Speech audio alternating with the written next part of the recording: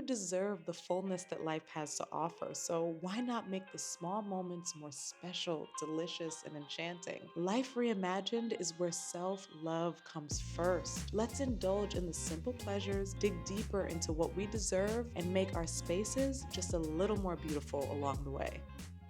If you're looking for a new way to breathe more life into your home, plants and greenery is the way for you to go. And I get it, they can be a little bit intimidating. It's literally taking care of something that is living and breathing. I want to take away any of that worry, that doubt that might be in your mind about getting your own plants and why they actually can be a benefit to your home and your health. Along with thinking about plants and greenery in general, it also made me think about the self-love and self-care process, because tending to your plants, nurturing them, watering them, pruning off any bad leaves that may be disrupting the growth is very, very, very parallel to the process of personal development and loving on yourself more deeply. When we take care of ourselves, when we nurture ourselves, we nurture our leaves, we water ourselves, that's when we start to flourish. That's when we start to grow and we start to sprout new opportunities. I want to talk about that in today's episode of Life Reimagined as we go around and I give you some tips on taking care of your plants. I want you to really internalize the way that you can relate being a plant mom to taking care of yourself mentally, emotionally, and spiritually. So I have my water here and I have a few other things around the house that are gonna help in maintaining the plant growth and flourishing. So let's get into it. People talk a lot about the benefits of watering your plants, but one thing that can be even more effective is making sure that you're cleaning the leaves. When your plants are in your house, they're not given the opportunity to get rained on or for precipitation to hit it and clean off any dust and debris that might get on it. When plants are sitting around in our house all day, they're gathering dust. And this dust that's on the top is gonna make it hard for that sun to seep in and for the plant to get its maximum growth potential. And thinking about this process of wiping off the dirt and cleaning the slate, it makes me think a lot about the process of unearthing all of the negativity, the hurt, the pain, the dark moments that we've experienced. Just like when I started my journey in therapy, when I started to open up and come to terms with the dirt in my life, that was when I was able to truly find healing and truly find the growth that I needed. I think a lot of times we feel that the self-care process is supposed to be easy and happy and joyful all the time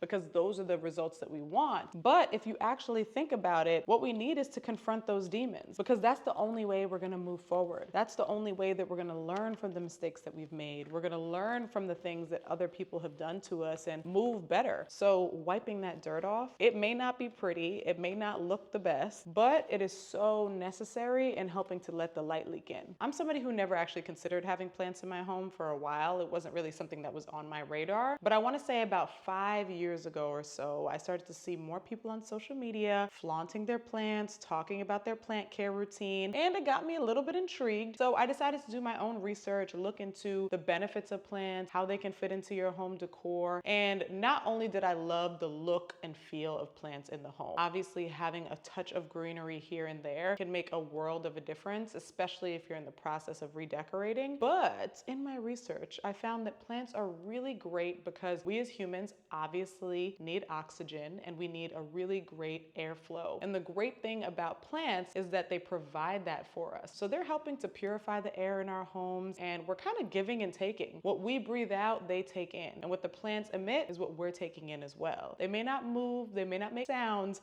but they can really be great companions along with fabulous home decor, of course. This next plant is one of my absolute favorites. And I mean, look at how beautiful she is. So this is considered a monstera plant, and I love this plant. I have been eyeing monstera plants for a while, and at this point I had about 3 or 4 plants in the house that were living, thriving, and I was like, you know what? It's time for me to take it to the next level and get brave and get myself a monstera, because I just felt like they're so, so beautiful. But the thing about the monstera is it does take a little bit more effort. She's She's a little bit more needy. There's more maintenance, taking care of her that needs to be done. That's what made me take a little while to get her in the first place. But I can honestly say that once I decided not to allow fear to dictate me getting something that I wanted and something that I thought was really beautiful, and instead challenge myself to it, it paid off in the long run, because I mean, she's flourishing, okay? She's super green. Constantly make sure that I'm also getting rid of any dead leaves. That is such an important part of the process in maintaining your plants as well. Making sure that you're cutting out any dead, wiltering, old leaves, because it's going to only pollute the rest of the leaves around it. And I've done a pretty good job of pruning on a regular basis so that it looks super green and super full and flourished. As we grow, as we evolve and step into who we are and who we're destined to be, sometimes we're gonna have to get rid of some dead leaves along the way. And that means those relationships that are no longer serving you, the people that have limiting beliefs or who are always speaking doubt into your mind. Have you ever been around somebody who every time you tell them something that you're about to do or something you're interested in, they're like, oh, that's hard. Oh,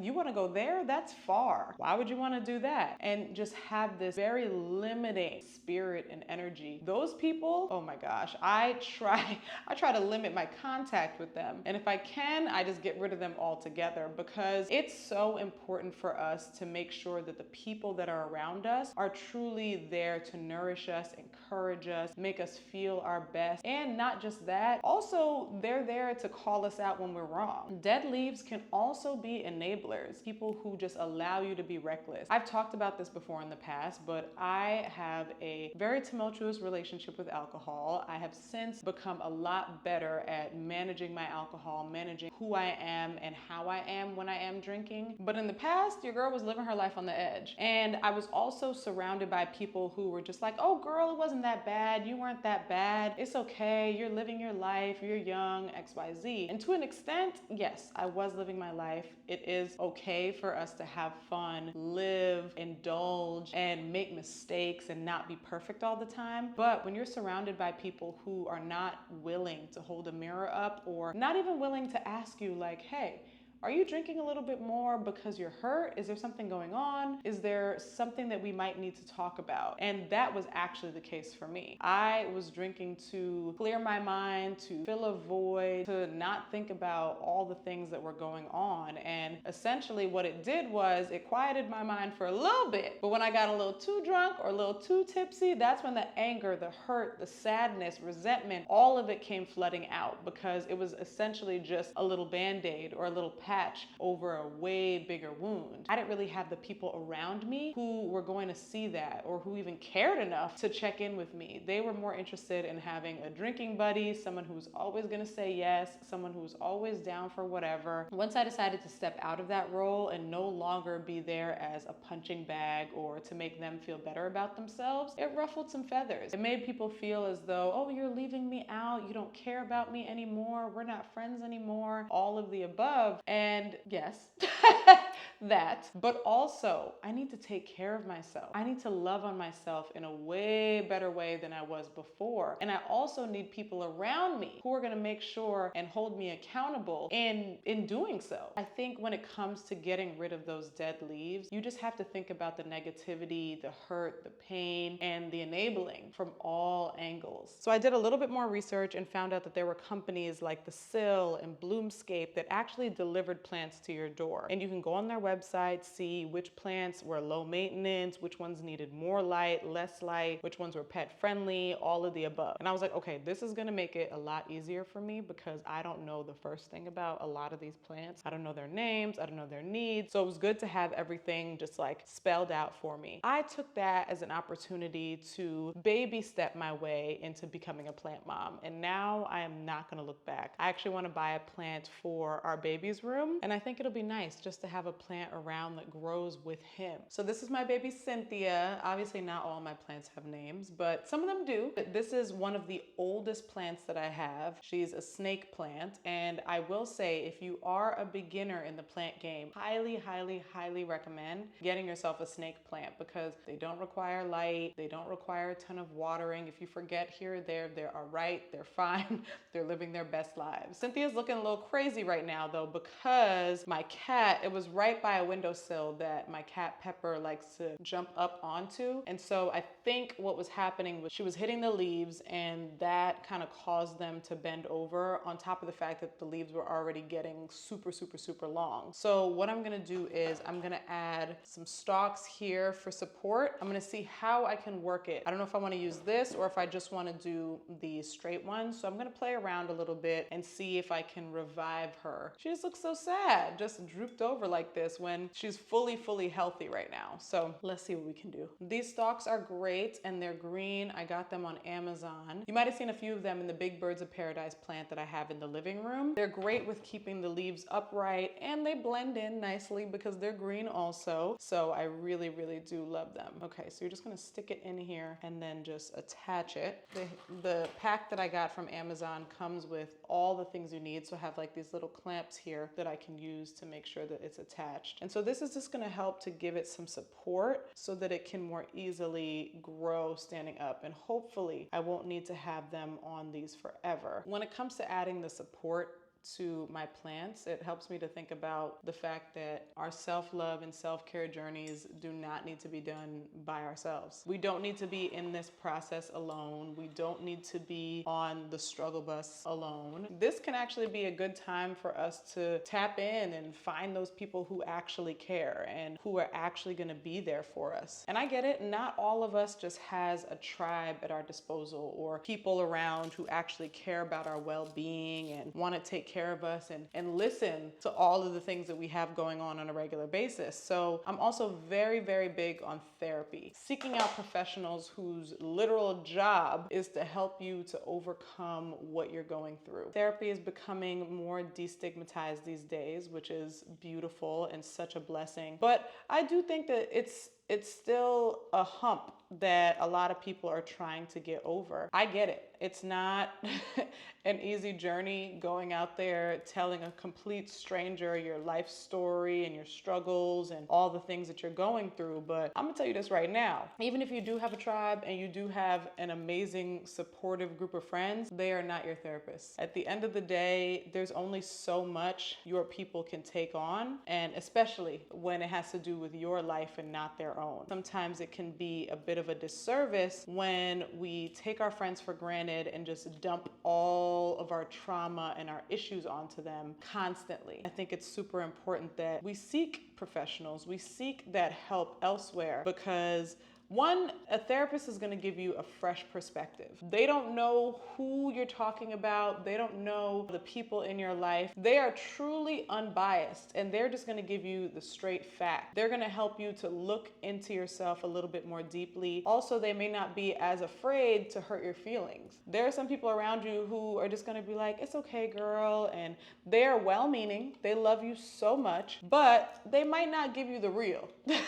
They might not tell you all the things that you truly need to hear, and instead are just telling you the things that you want to hear. Seeking out a therapist and having someone who's not afraid to be honest with you and your best interests at heart is gonna make such a big impact and really, really, really help in the long run. As human beings, we need and we thrive off of community, having people around us to guide us, to lean on, all of the above. So doing this alone doesn't have to be an option for you. There are people out there willing to help you and whose job it is to help you. Let them lift you up. Let them hold you up, because you can only take so much. Cynthia is looking a lot better than she was before. We have like a tiny bit of droopage here, but it's fine. I think we'll be okay. Yeah, I think we'll be all right. I like it. It kind of gives it a edgy look anyways.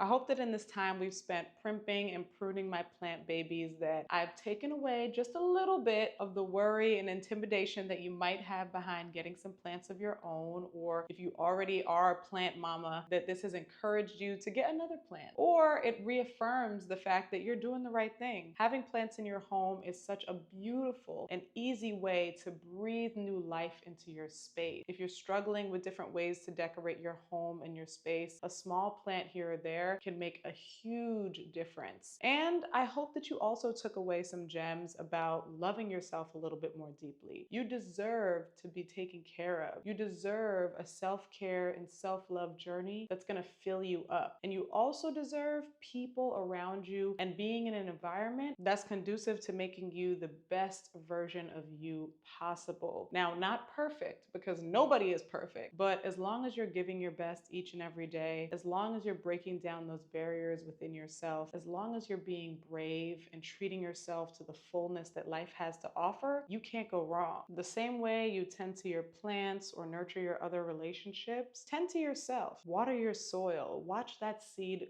grow and bloom, because life is what you make it. So why not make it more beautiful? Thank you so much again for tuning in to yet another episode of Life Reimagined. I really hope that you loved this episode. I had a great time putting it together and just pouring my heart out to you. And as always, if you have any questions, comments, concerns, or feedback, please be sure to leave them in the comments section below. And if you haven't already, make sure that you subscribe. And I can't wait to see you next Saturday.